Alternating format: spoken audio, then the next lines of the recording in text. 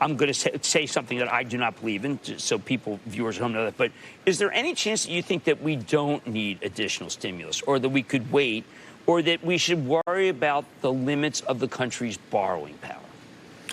I don't think the limits of the borrowing power, Jim, we're not near that yet, okay? Look, we're sensitive to the fact that we're doing so much heavy borrowing. But, again, with ultra-low interest rates, whatever, 60 basis points on the 10-year, if you have to borrow, this is the time to borrow. It's an emergency situation, and we have to reinvest that money into the American economy. Everybody, workers, jobless people, working folks, the president's payroll tax cut. I have advocated for that. I'm delighted that we went through with this executive order. I think it's a big help. It's going to give 140 million people an $1,100 wage hike for the last 4 months of the year. And we were able to use the executive order to help the unemployed. So there's, with the states and the federal government, either $700 or $800. We'll put in $300. The states have already put in $400. If they want to put in another $100, that's terrific.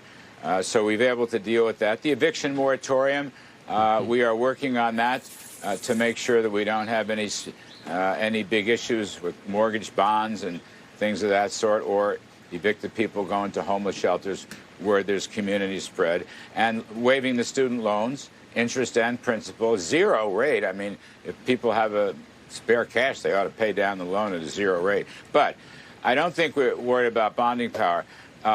Whether or not, in terms of your first question, I don't think I really want to say much on that.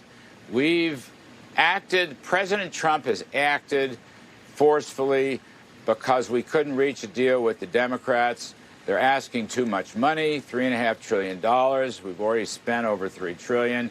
So much of the Democratic asks are really liberal left wish lists. We don't want to have voting rights and aid to aliens and so forth. That's not our game, and the president can't accept that kind of deal.